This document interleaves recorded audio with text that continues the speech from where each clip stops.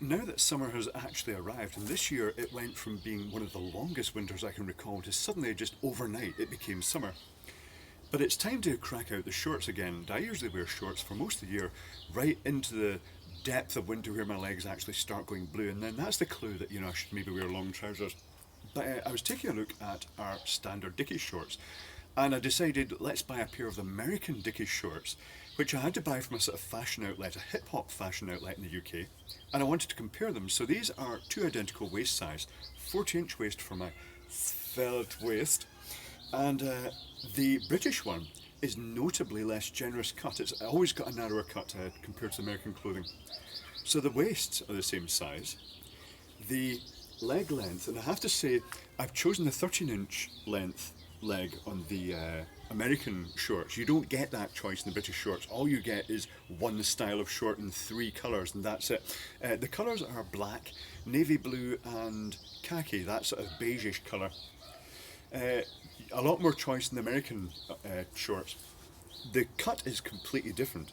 For a start, the extra choice of length gives you the 13 inches significantly bit longer than the classic British one, or European one is a better description. And it's also got a much wider leg. Well, I say much wider leg, it's only about, say, an inch wider. Is it an inch? Cats have all suddenly turned up here. Yeah, it's maybe a bit over an inch wider, but it makes a huge difference. So let's take a look at the features. We'll look at the American one first. So it's got its much wider leg. I'm just watching the cats all roaming around here. The pockets are the sort of tailored pockets. You've not got a patch pocket. It's the slot for gaining access, and then it's got the pocket inside. Likewise, the side pockets. So you've got 2 back pockets like that. You've got the side pockets, which I think that's the fairly standard approach to the European ones. We'll take a look at that. But you've only got one side pocket here.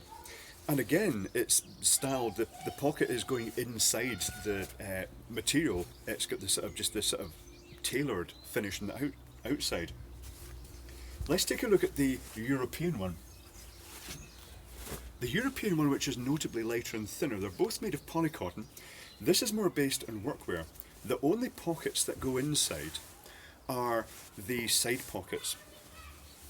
The 2 back pockets are traditional workwear patch pockets with a flap over the top. The flap's quite useful. I think I prefer that function over the American style Dickies.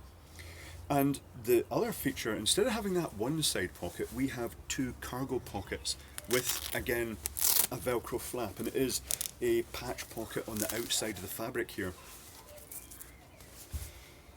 The weight of the fabric, I mentioned that this seems much lighter than the American one. These ones weighed in at 428 grams. The American ones are a heavier fabric. The finish is just completely better altogether. They get the separate hemming here. That kind of has the hem, but it's just the fabric has been folded over and hemmed. This is separate hemming fabric, and these ones weigh in at 60 grams heavier at 487 grams. I'm just glancing off to the side. I wrote it in a little note earlier on. So yes, I think I prefer the American ones in the sense of the cut. I kind of like the sort of wide leg look, but the other ones, Dickies is a very prominent work brand over here, but it is just the brand. It's not, they don't manufacture in the UK, they're not American made. That said, the American ones are actually made in the Honduras, is it? And these ones are made in China. All the workwear tends to get manufactured in China and shipped into the country. I don't think we've got many British workwear manufacturers left anymore. It's such a competitive market.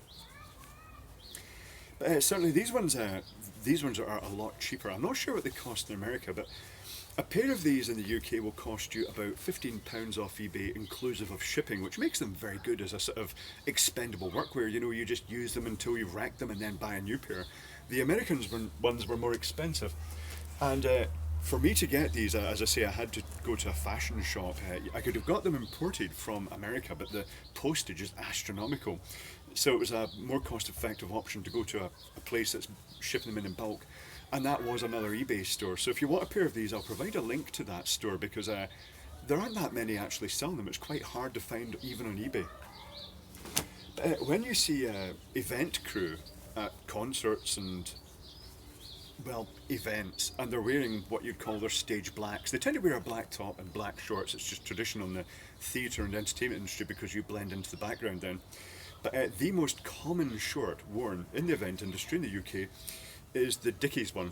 It's just the most common short. So, yeah, summer clothing. Is there anything else to say about that? I do have to admit, I love the sort of really wide leg shorts, but finding them in the UK is very, very hard. I'm just watching the cats here. They're about to use the shorts as a bed. Ah, there she goes. Oh, little China. She's a cutie. She's my local stray. Your fur is all matted up here, kitty cat. You're needing a good trimming. There you go. But yeah, I do like the classic American look, the sort of, is it appropriate to say the dude look, which is just the extra long shorts with a really wide leg. Very hard to find in the UK, even in the sort of fashion industry, they just don't really do that. So that's why I bought the Dickies, basically, because they are what I'd associate as being the classic work short in America. But yeah, pretty neat, very good summer clothing, particularly when you're sort of heavy set like I am.